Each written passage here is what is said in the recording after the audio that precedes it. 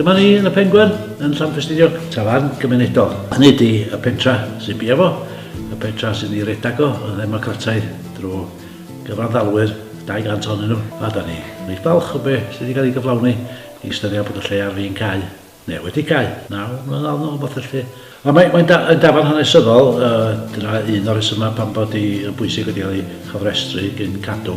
Oedd hi'n dafarn o'r bwysig o ran y porthmyn. Oedd hon yn dafarn lle oedd y porthmyn yn aros, y gwerthag yn benna, yn cael ei cadw fa dros nos. Mi oedd na ofaint yn pedoli yn geffyla. Oherwydd y cam nesaf oedd o'n cam pwysig oedd rhaid i ddod anifeiliad bod yn cyflwr da i groesi'r mignaint. Oedd ni dal os ni'n dweud just in time. Fath ystafell yma wan, oedd yna burst pipes uwch yn penna ni o dŵr rhedeg trwy'r toi lawr i llawr yn hyn. So, ystafell yma, yn y llefydd cyntaf ni'n neud, volunteers, nath bob dim crafu ac ail wneud y ceiling, ail wneud y wal yn neislu i'n plastro ond just patio. I mi, dwi'n byw yn ardal hwn ers 3 blwyddyn, so dwi ddim yn dwi ddim wedi dechrau efo gilydd, efo pawb, ond so newcomer really. Dwi wedi peintio, mae pawb wedi sand the floor, yn y ystafell bwyta, mae'n agor rwan, mae'n y transformation. Hwn ydy un o'r llofftydd, da ni heb wneud i fyny eto.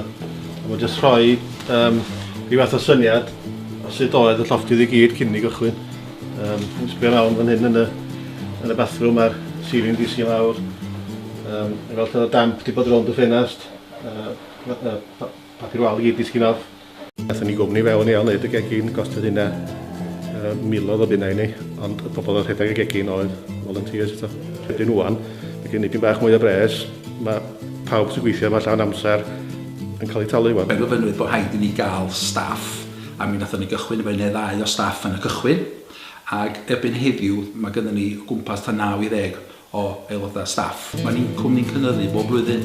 Pan ni'n gawson i'r arian grant, mi o benderfynwyd wedyn agor y bar mwyn cael dipyn bach o incwm i mewn cyn bod ni'n dechrau cychwyn ar y gwaith o wneud y lle i fyny ac yn y blaen. A mae yna bobl yn dod yma wan yn agos dros y byd i gyd.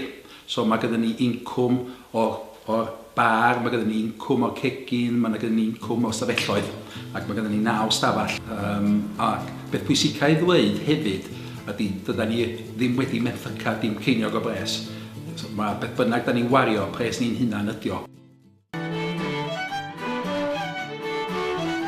Es i dipyn o mynd rownd ffermydd a falle, a mae dipyn o bobl o'r ardal mae di prynu siars. A nos i dipyn o waith efo hynny. Pam oedden ni'n tyfu fyny, oedden ni gyd yn allan i pubs mewn ffordd wahanol i mae pobl ifanc gwan. Ond mae dal o medru bod yn bod yn rhyw galon pentra. Mae'n medru bod yn amal beth, dydy. Mae y Pengwern yn un o 40 o fentra cymunedol yn yr ardal, yn ardal Bro Ffestiniog, a dan ni at y gilydd o dan, wel, ddim yn brel, dan ni'n blaenau yn parasol o 14, rhaid ar rhwydwaith o'r 14 o dan cwmni Bro sy'n helpu fatha gydlynu y gwahanol gweithgareddau, ond hefyd i gydweithio efo y sector breifat bach, pobl sydd wedi angori yn yr ardal, ond hefyd i feithrin mentra newydd yn y blaen ac i wneud be fedra ni i sicrhau dyfodol economaidd cymunedol i'r ardal. Dwi'n meddwl bod ni wedi bod yn help, os di bod ni wedi llwyddo, mae pobl eraill yn edrych ar y beth, a meddwl dra ni'n rhywbeth tebyg. Wedyn mae'r heliwr yn Nefyn, maen nhw wedi prynu'r dafarn, mae'r plu wrth i griw cymunedol yn Llanystumdwy. Mae o'n bwysig bod y pethau ma'n tyfu a bod ni'n gweithio o'r gilydd mewn ffordd a mae'n fanteision o'n wneud hynny.